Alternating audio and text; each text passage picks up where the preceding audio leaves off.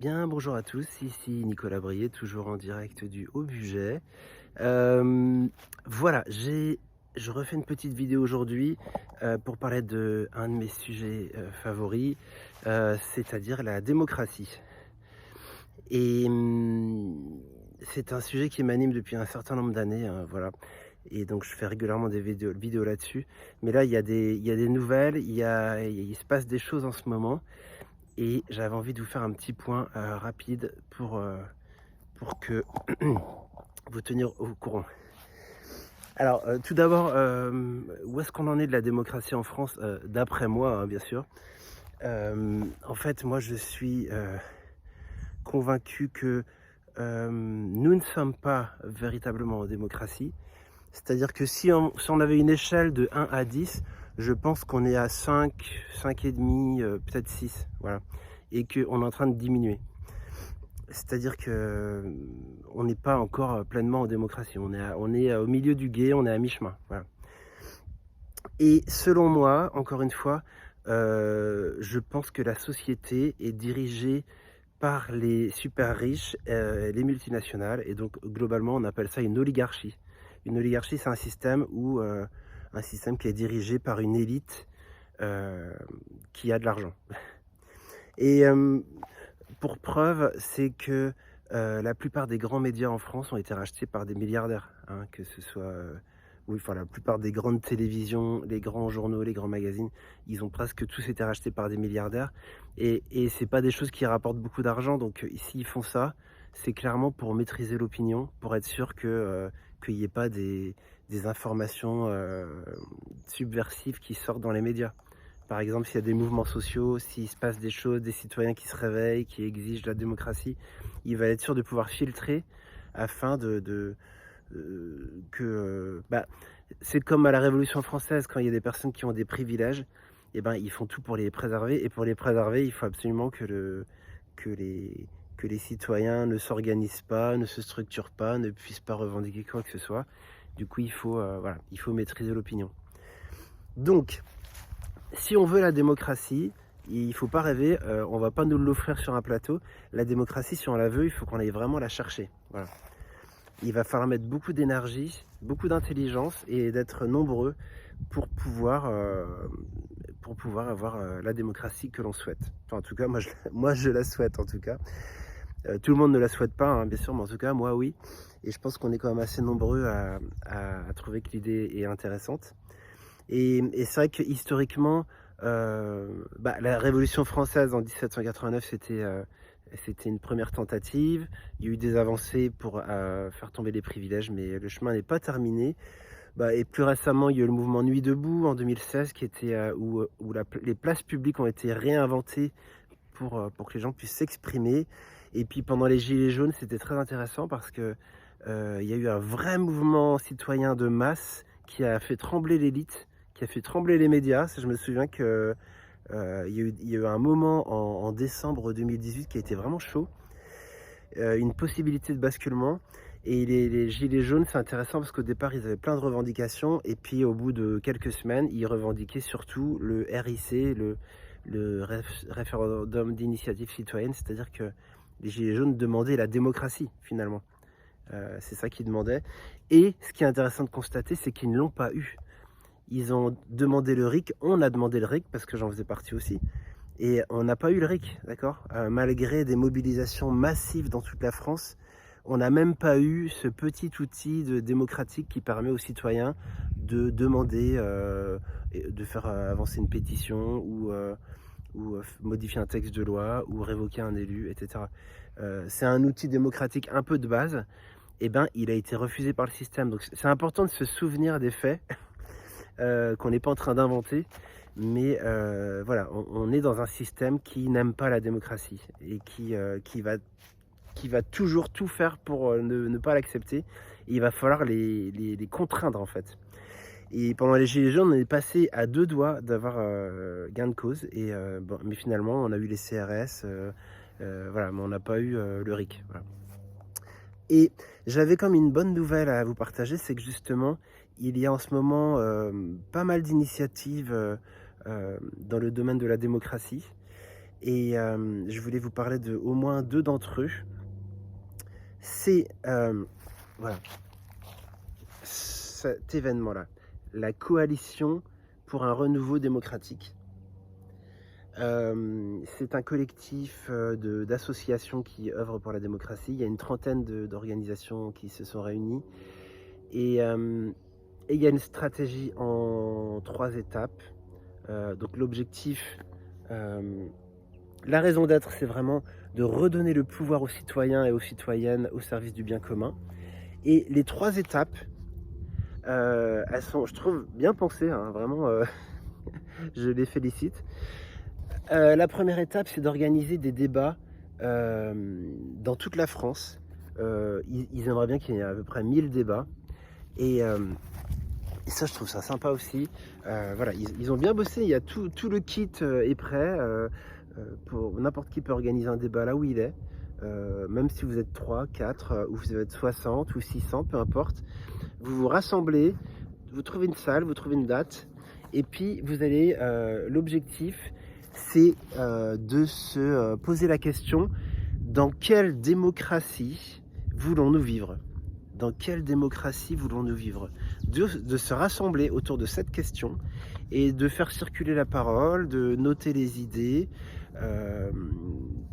les idées de chacun, qu'est-ce que chacun aimerait, comment chacun imagine la démocratie, quels outils est-ce que vous aimeriez voir rajouter à notre panel, etc. Donc chaque débat va ramener des idées, et toutes ces idées vont être agrégées sur un site internet qui va permettre de voir en fait les idées qui ressortent globalement sur toute la France. Donc voilà, première étape. La deuxième étape, c'est d'organiser une assemblée citoyenne, une grande assemblée citoyenne, un peu du genre Convention citoyenne pour le climat en 2019, qui était une super réussite d'ailleurs, un super processus, et on pourrait très bien faire une convention citoyenne pour la démocratie, et c'est un peu l'idée ici dans l'étape 2. Et pour atteindre ça, il y a une étape intermédiaire que j'ai pas mentionnée, mais c'est qu'il y a une pétition qui a été créée sur le site du CESE. Le CESE, c'est un organe en parallèle du Sénat et de l'Assemblée nationale. C'est le Conseil économique et social et environnemental. C'est une chambre en fait plus au service des associations, des syndicats, de la société civile. Et donc c'est vraiment notre espace à nous. Ils ont un magnifique bâtiment à Paris, place d'Iéna. C'est là-bas que s'est passée la Convention citoyenne pour le climat. J'y suis déjà allé et franchement, il y a un super amphithéâtre. Il y a l'infrastructure pour débattre, pour faire les conventions. D'accord ? Il y a plus que, donc, il y a cette pétition, il faut atteindre 150 000 signatures. On a déjà atteint les 10% du nombre de signatures. Je pourrais mettre un lien d'ailleurs en dessous de cette vidéo pour que si vous souhaitez signer.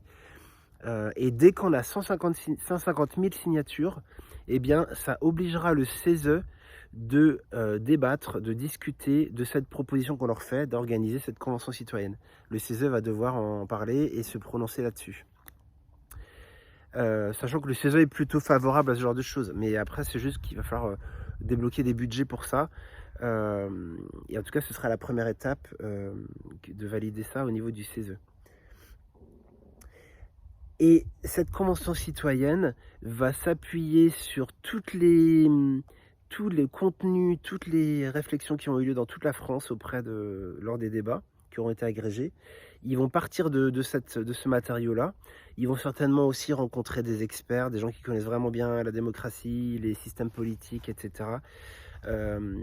Comme pour la Convention citoyenne, hein, il y aura des échanges, il y aura plein de discussions, il y aura plein de débats, et ils vont aboutir, au bout de quelques semaines ou quelques mois, ils vont aboutir à une proposition finalisée pour un renouveau démocratique. Quelque part, un espèce de plan d'action ou un espèce de programme politique, mais justement pour modifier la Constitution peut-être, ou en tout cas rajouter des outils démocratiques ou modifier certaines choses, etc. Donc ça, c'est l'étape 2, que cette assemblée citoyenne fasse une proposition pour le renouveau démocratique. Et l'étape 3, c'est c'est de faire valider cette proposition auprès des Français via un référendum, ou alors en rassemblant un congrès parlementaire, c'est-à-dire qu'on rassemble les sénateurs et les députés pour qu'ils se prononcent sur cette proposition, ou peut-être les deux, hein. Enfin moi je pense que ça serait important qu'il y ait un référendum pour que les Français puissent se prononcer, parce que j'ai plus tellement confiance dans les députés et les sénateurs, en tout cas pas tous, voilà. Enfin, je pense pas qu'ils représentent la France, c'est ça que je veux dire, ouais. En tout cas, ils représentent une petite minorité. Donc ça serait bien qu'il y ait un référendum. Et voilà, et comme il y a des échéances électorales l'an prochain, donc là nous sommes en novembre 2025, l'an prochain il y a les municipales dans toute la France, et puis dans un an ou deux, je sais plus, il y a les élections présidentielles qui vont arriver, je crois que c'est en 2027. Et du coup, ce sera très utile d'avoir ces débats et d'avoir toutes ces idées qui émergent, parce que ça va nous permettre d'aller ensuite aussi, en parallèle de tout ça, de tout ce que je viens de dire, ça va nous permettre d'aller aussi proposer aux candidats de voir ce qu'ils pensent de ce projet démocratique, et de faire en sorte que des candidats à la présidentielle, par exemple, puissent porter cette idée jusqu'au sommet de l'État. Voilà. Qu'est-ce que je voulais vous dire en plus? C'est que voilà, j'ai autre chose que je vais vous partager. C'est que là, je vous ai parlé de la Coalition pour un renouveau démocratique qui ont cette stratégie-là, mais il faut savoir qu'il y a aussi d'autres acteurs qui font d'autres choses. Je pense à Cyril Dion qui a annoncé qu'il allait faire un film sur la démocratie prochainement avec Paloma Moritz de Blast. Il y a Clément Viktorovitch que je suis aussi, qui est youtubeur et qui œuvre aussi énormément pour la démocratie. Et j'en passe, hein. Il y a aussi les listes participatives avec Action Commune qui aide les citoyens à prendre des mairies un peu partout pour fonctionner autrement. Donc en fait, la démocratie, elle peut se décliner à chaque niveau, hein, au niveau local, départemental, régional, national et même international, pourquoi pas. Et voilà, donc c'est important d'œuvrer à tous les niveaux. Et je voulais vous partager aussi parce que je pense qu'on a vraiment besoin de rassembler tous ceux qui œuvrent pour la démocratie. Et d'ailleurs, cette vidéo, vraiment, elle s'adresse à vous tous, à toi, à vous tous qui rêvez de démocratie ou qui œuvrez déjà pour renouveler la démocratie. J'ai vraiment envie de partager cette vidéo auprès de tous ces acteurs. Et je pense qu'on a besoin de se rassembler pendant quelques jours pour parler de nos initiatives, pour qu'on soit au courant de ce que font les autres aussi. Qu'on partage aussi nos besoins, parce que je pense par exemple à la Coalition pour le renouveau démocratique, ils ont un super programme, un super projet, ils ont mis en place une plateforme en ligne, ils accompagnent, ils ont mis un kit pour faire les débats, mais par exemple ils ont un énorme besoin de communication pour que l'info soit communiquée un peu partout, et qu'il y ait des milliers ou des centaines de débats citoyens qui se passent dans toute la France. Il y en a encore trop peu, il y a encore trop peu de signatures. Donc voilà, là c'est typiquement un projet bien réfléchi, mais qui manque de visibilité. Et il y en a certainement d'autres. Donc en fait, si on se regroupe, on va pouvoir se soutenir mutuellement et faire en sorte que la plupart des projets qu'on porte réussissent. Oui, plus de chances de réussir en tout cas. Et justement, par rapport à ces rassemblements, il y en a un qui est prévu du 19 au 23 novembre 2025 dans le Vercors, ici, ouais, il y a l'affiche qui est là. Ça s'appelle Entreprendre en démocratie. C'est organisé par le réseau sociétal OSMI, que j'aime beaucoup. Voilà. Et Guillaume Refait, qui est le fondateur de ce réseau, il vient d'écrire un livre sur la démocratie qui va sortir très bientôt. Et du coup, c'est l'occasion du coup, il organise ce rassemblement en novembre, du 19 au 23. Ça se passe dans le Vercors, donc en Isère. Et si tu es un acteur de la démocratie, viens, franchement, parce qu'on va faire de l'intelligence collective pendant 2 jours. Moi, j'ai déjà organisé ce genre de rassemblement quand je gérais un écolieu dans le pays de Gex. Et moi, ce que j'aimerais proposer pour ce week-end, c'est d'avoir 4 temps différents. Le premier temps, c'est en général le vendredi soir, c'est un temps pour déjà poser le sujet. Poser le sujet de la démocratie, soit via une conférence, soit via une table ronde, soit via on regarde un documentaire ensemble sur le sujet. Voilà, pour vraiment s'imprégner de la situation, le problème qu'on a devant nous, et, voilà, de se mettre vraiment dedans. La deuxième étape, c'est de faire un cercle de parole. Cercle de parole, pourquoi? Pour que chacun puisse vraiment s'exprimer sans être interrompu et vraiment puisse parler de ce qui est à l'intérieur. Ouais. D'avoir une parole vraiment profonde. Et du coup, lors de ce cercle de parole, chacun va parler de ce qu'il aimerait qu'on discute, ses rêves, ses aspirations par rapport à la démocratie. Par exemple, moi, mon rêve, c'est vraiment qu'on ait une convention citoyenne sur la démocratie. C'est quelque chose qui est très très vivant en moi. Donc moi, il y a des chances que je parle de ça. Et peut-être que mon voisin, il va parler plutôt des élections municipales. Peut-être l'autre voisin ou la voisine va dire qu'elle aimerait bien qu'il y ait un Sénat tiré au sort, que c'est vraiment son sujet à elle. Voilà, en fait, le fait qu'on ait un cercle de parole, ça permet de faire émerger tous les sujets qui sont vivants pour les uns et les autres. Et on note tous ces sujets sur un paperboard, d'accord? Tous les sujets qui émergent du cercle. L'étape suivante, c'est toujours l'étape 2, c'est parmi tous ces sujets, admettons qu'il y ait 15 sujets qui sortent, et ben on va mettre avec des gommettes, on va sélectionner les sujets qui sont les plus partagés par tout le groupe. Et peut-être parmi les 15, on va en garder 7. Et l'étape 3, c'est de planifier pendant le week-end des temps de discussion, un peu en mode forum ouvert pour ceux qui connaissent. C'est-à-dire qu'il y aura peut-être deux ou trois plages horaires. Et sur chaque plage horaire, il y aura 2 ou 3 discussions en parallèle, des groupes de discussion. Ce qui fait que qu'il y aura simultanément 7, 8, 9 discussions qui auront lieu, des discussions importantes pour justement creuser des sujets qui ont été évoqués dans le cercle de parole, pour aller un peu plus profond, pour aller vraiment creuser le sujet. Et chaque sous-groupe de discussion doit faire un petit compte-rendu pour que ceux qui n'ont pas pu venir puissent avoir quand même une restitution. Donc ça, c'était l'étape 2. L'étape 1, l'étape 1, c'est poser le sujet. L'étape 2, c'est de sélectionner des thématiques. L'étape 3, on est dans l'étape 3, pardon. L'étape 3, c'est qu'on a des sous-groupes de discussion en mode forum ouvert. Et l'étape 4, c'est un moment où on fait une restitution, hein, parce que comme ça, chaque groupe va raconter ce qui s'est passé dans leur groupe de travail, la synthèse. Et puis, et juste après ça, on pourrait dire que c'est l'étape 5, c'est un moment de convergence où on va dire voilà, il y a eu tous ces sujets qui ont émergé, et maintenant on fait quoi? C'est quoi la suite? C'est quoi les priorités? Voilà. Et ce processus, moi j'avais appelé ça les rencontres éco-citoyennes. Je l'avais organisé 2 ou 3 fois quand j'étais à l'éco-centre du Tiocan, et c'était un format que j'ai trouvé génial parce que ça... en tout cas pour moi c'est vraiment le format idéal. Donc en tout cas je vais en parler à l'équipe là, pour que, en fait moi j'aimerais bien que Entreprendre en démocratie suive à peu près le même format, pour que ce soit vraiment riche, satisfaisant et productif. Voilà. Bon, en tout cas sachez qu'il se passera quelque chose dans ce goût-là, hein. Si vous venez, on va avoir des discussions très riches sur la démocratie, et ça serait vraiment chouette que vous puissiez venir. Alors, donc notez la date du 19 au 23 novembre. Et puis,